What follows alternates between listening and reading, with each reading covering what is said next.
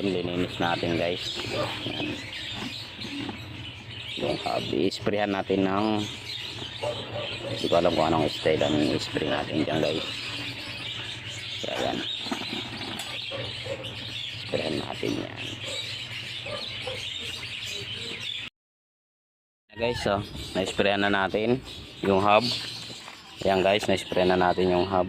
Papatuyin na lang natin, tapos liliyaan at sprayan natin ulit. Ayan guys, so okay na, ganda na. Ayan na guys,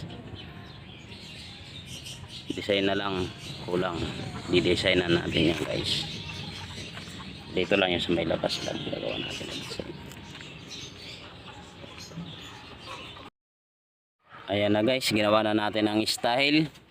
Yan, pati yan sa ilalim. Ito din, gawa na natin ang style guys. I-spray na natin ng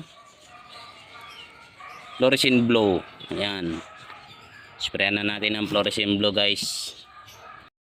Ayan na guys, na-spray na natin ng fluorescent blue. Ayan na yung resulta nya guys. Yan. Yan na guys ang resulta na nya. Ganyan yung resulta nya. May pagka violet.